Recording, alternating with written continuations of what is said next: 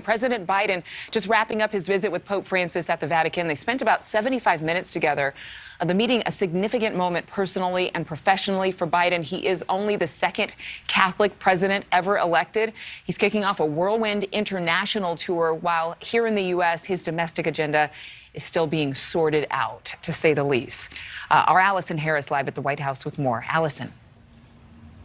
Adrian, right now we're getting our first glimpse of what this meeting between President Biden and Pope Francis looked like. Some of these images now that have been released by the Vatican. It is important to note that there were no independent American journalists in there for this private meeting between the Pope and the President. That is unusual. The Vatican yesterday abruptly changing this, restricting media access. So you can see there Pope Francis and the President meeting. These two have close personal and political relationship.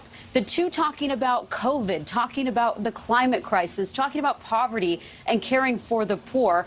And we just received a note from a White House official that this was a warm engagement and that they do have a clear rapport there. As you mentioned, the meeting lasting an hour and 15 minutes, a pretty lengthy meeting for the two of them. And to give you some context here, this meeting between the Pope and the President is happening as here in the U.S., Catholic bishops are determining whether to deny the President communion over his stance on abortion, his belief that women have a constitutional right to reproductive rights, to their right to choose. Now, all of this is happening overseas as here in the U.S., lawmakers, Democrats, moderates and progressives within the president's own party are still at odds over his domestic agenda. Democrats are reading through more than 1,600 pages of the president's new $1.75 trillion Build Back Better plan, what the president calls a transformative investment for childcare, healthcare, and the planet. No one got everything they wanted, including me. But that's what compromise is. That's consensus. And that's what I ran on. The president, before traveling abroad, telling progressives within his own party to vote now to pass the bipartisan infrastructure bill, assuring them the social and climate policy plan vote would be next.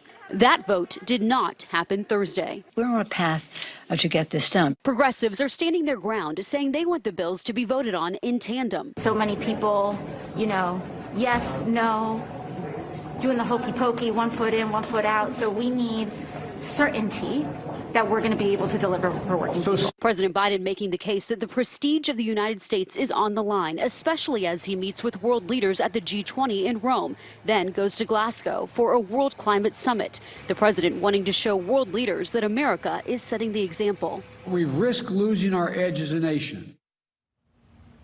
These negotiations are still dragging on. There's still infighting within the Democratic Party. There's not a date for when the vote could happen now on these two bills. But still, even if and when these bills pass, they would still be historic and transformative. Important to note ahead of the president heading to that World Climate Summit, this would be the largest initiative to combat climate change in American history.